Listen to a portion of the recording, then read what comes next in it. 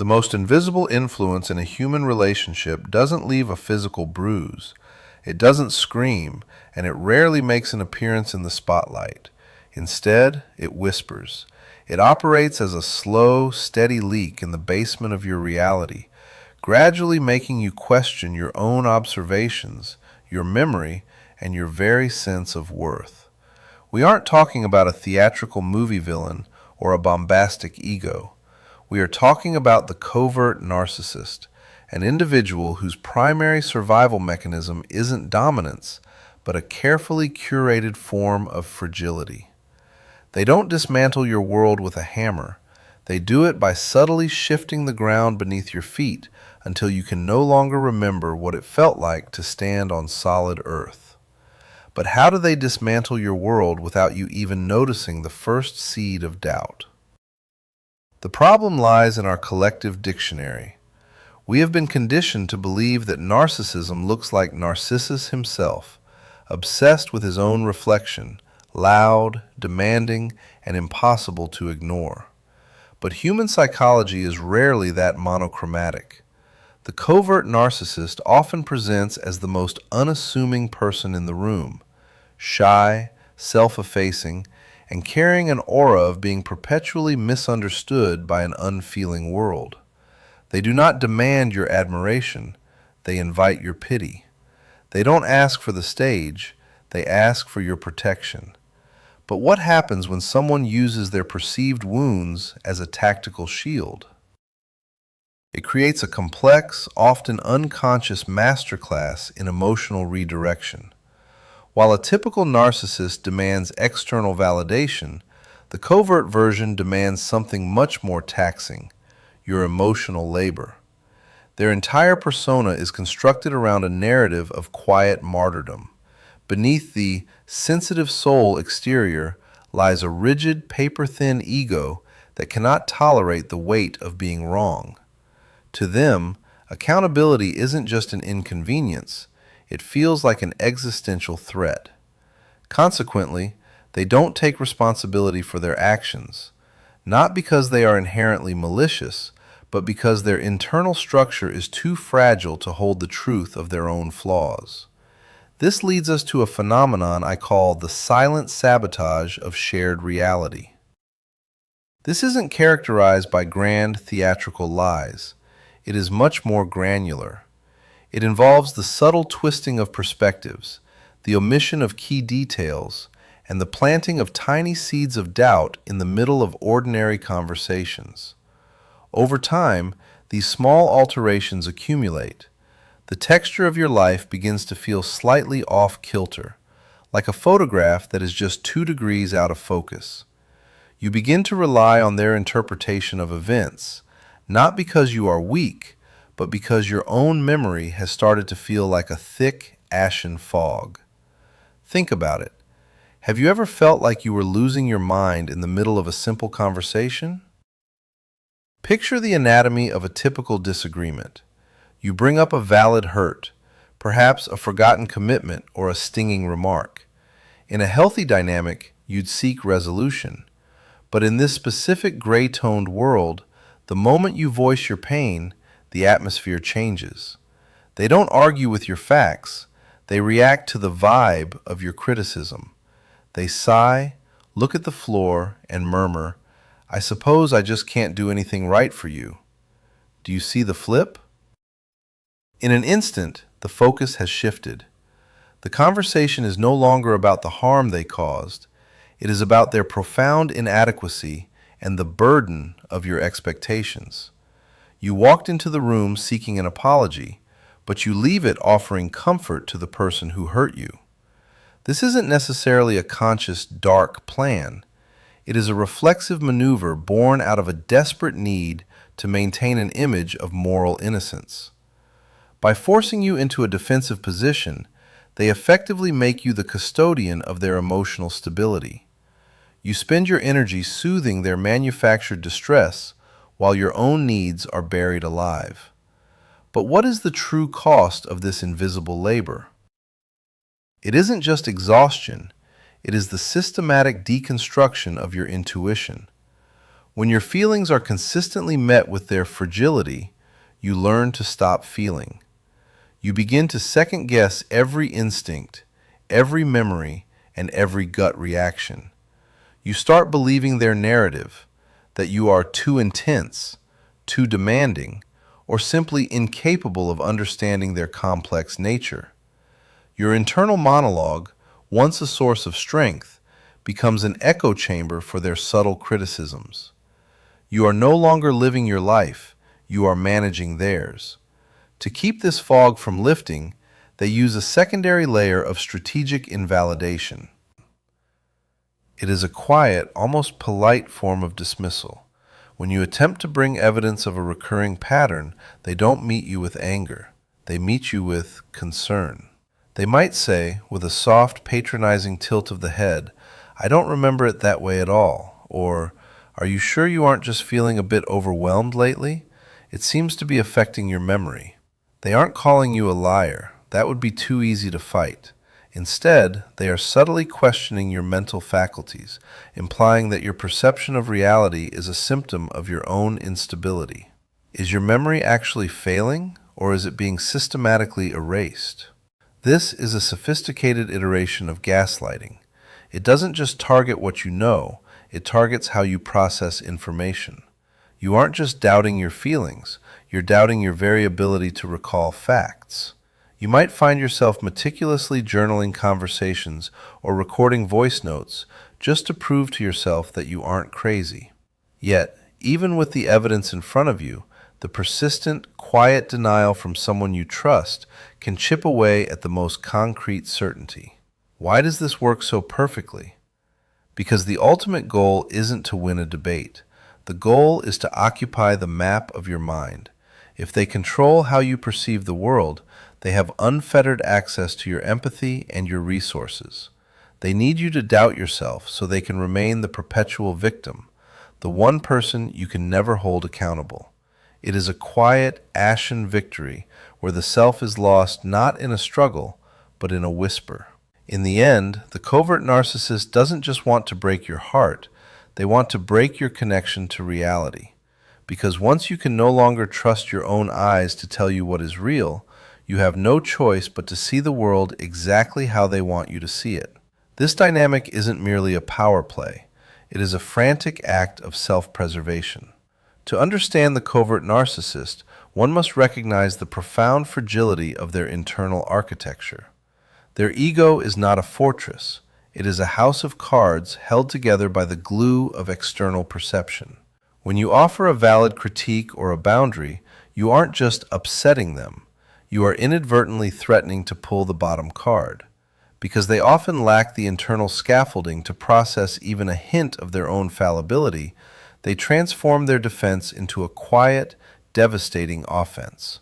They seek to neutralize the threat you pose to their image of moral perfection by making you doubt your own perception. But what happens when the silence itself becomes the primary medium of the relationship? It is a peculiar form of emotional withdrawal that goes beyond simply not speaking. It is a refusal to resonate. In a functioning partnership, there is a back and forth of validation, a shared acknowledgement that I see you and I hear your experience. The covert narcissist quietly removes this mirror. They don't just ignore your words, they stop validating the events as they actually happened. This creates a psychological vacuum. You find yourself standing in the middle of a room, articulating a shared history, only to realize you are speaking to a stone wall that is politely but firmly denying the existence of the stones. And the most isolating part? To everyone else, they are the saint.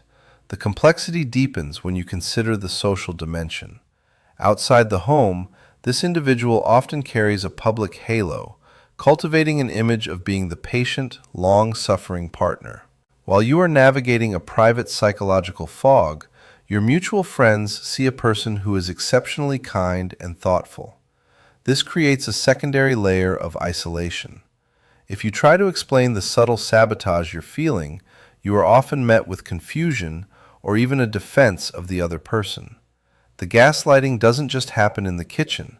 It is reinforced by the community, leaving you as the sole witness to a reality that no one else is allowed to see.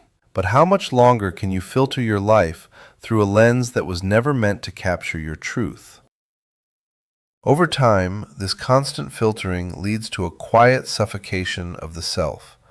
Your decisions, your emotional responses, and even your smallest preferences are pre-screened through their potential reaction. You stop asking, "What do I want?" and start asking, "How will this be perceived?" Your authentic voice, the inner compass that used to tell you when something felt wrong, becomes buried under layers of invisible pressure. You aren't being forced to change at gunpoint. You are being eroded, grain by grain, until your shape is entirely determined by the space they allow you to occupy.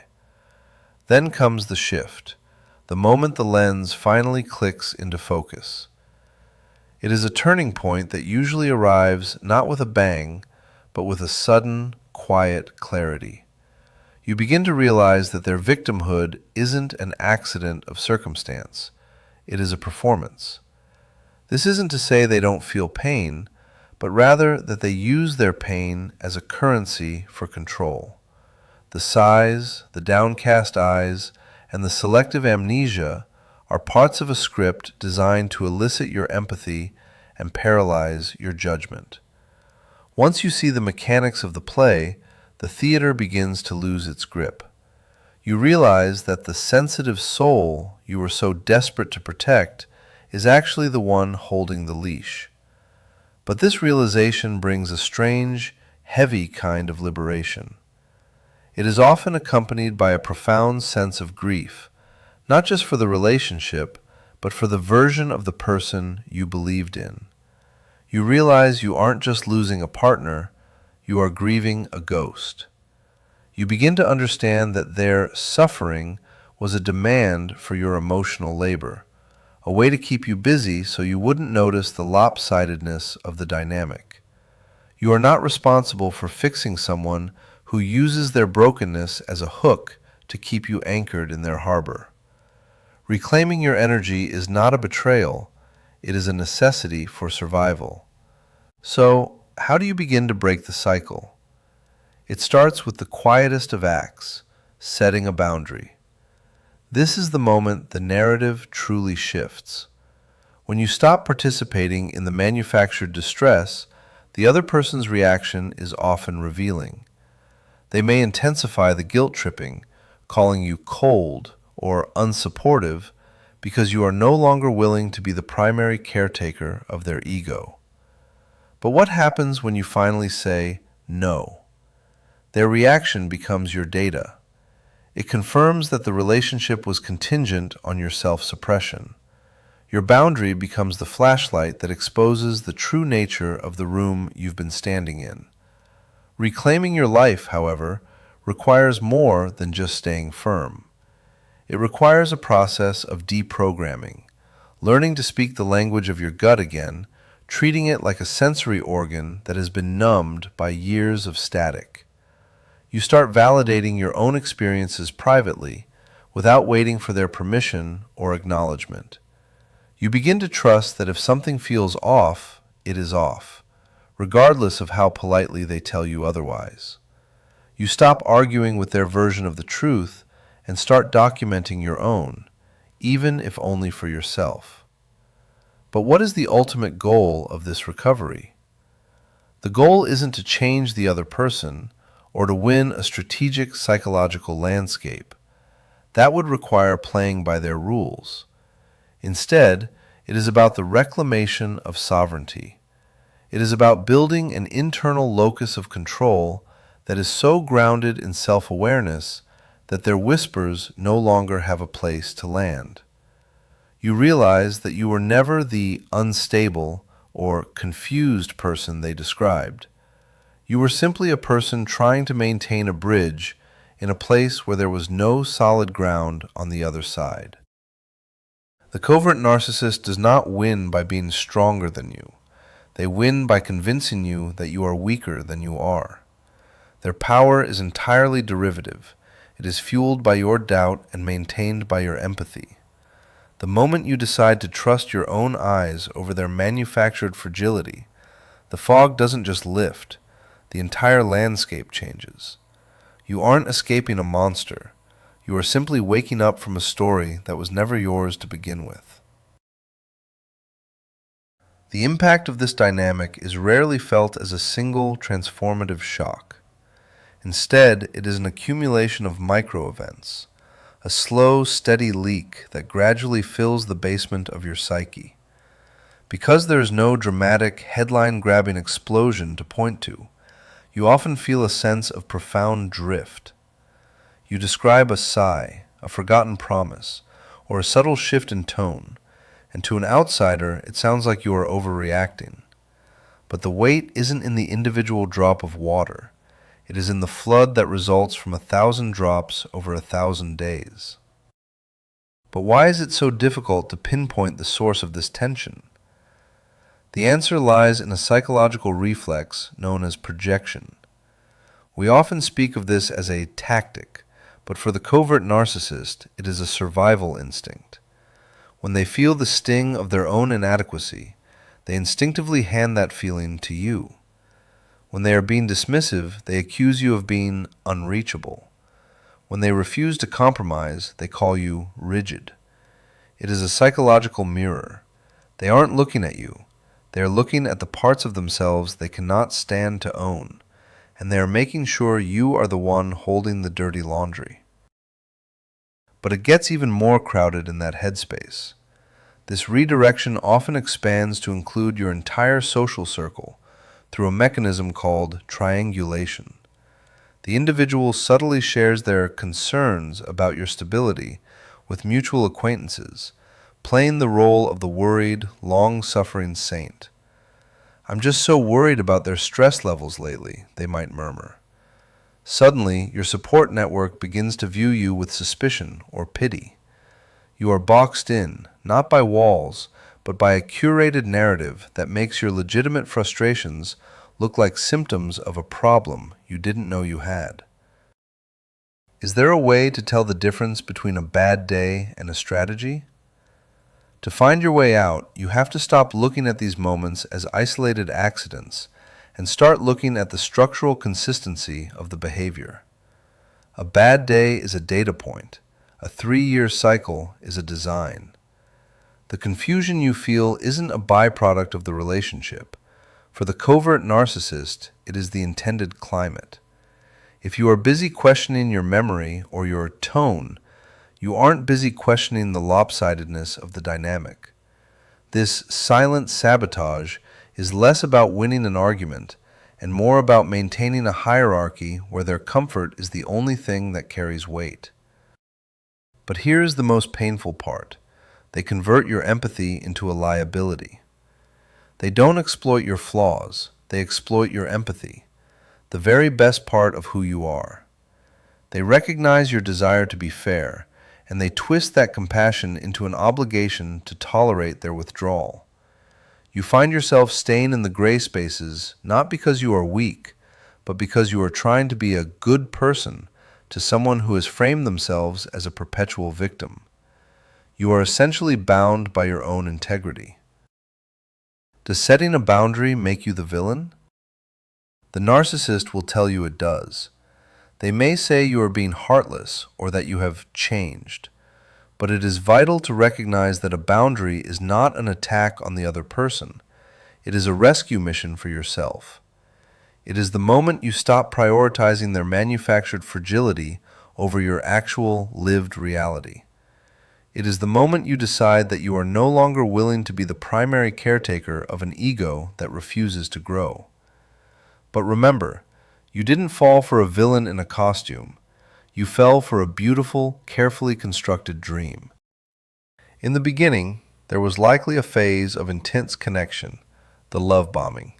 They saw you, they understood you, and they made you feel like the center of the universe. This was the anchor. This was the prototype of the person you keep waiting for to return. When the sabotage began, you didn't leave because you were still chasing the ghost of that initial ideal. You weren't hooked on the pain, you were hooked on the mirage. Why is the mask so effective? Because as humans, we are biologically wired to protect the vulnerable. The covert narcissist has mastered the aesthetic of the fragile soul. They appear soft-spoken and easily wounded, triggering our protective instincts. We want to shield them from a world that doesn't understand them. We don't realize that their perceived weakness is actually their greatest tactical advantage. It is a form of power that masquerades as helplessness, making it socially impossible for you to hold them accountable without looking like the aggressor. The path to healing is rarely a straight line. It involves a profound process of mourning. You have to grieve the future you envisioned and the person you thought you were building it with. It is heavy, quiet work. You have to learn to say, "I know what I saw," even when the person you love is looking you in the eye and telling you that you are mistaken. This act of self-belief, this quiet, stubborn reclamation of your own truth, is the most radical rebellion you can commit. The final act of reclaiming your life is simple. Take the pen back. You stop seeking their approval to validate your reality.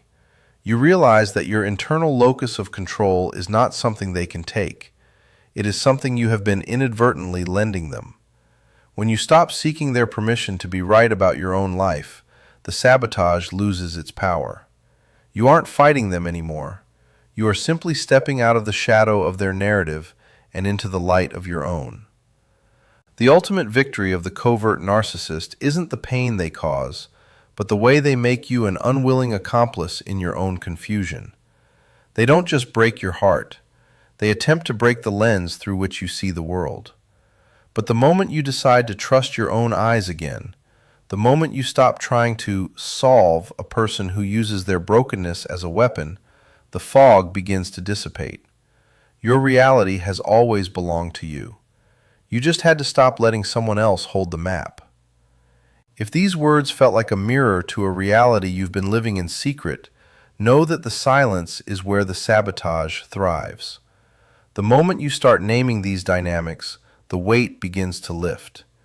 Have you ever felt that quiet shift where your reality was slowly replaced by someone else's?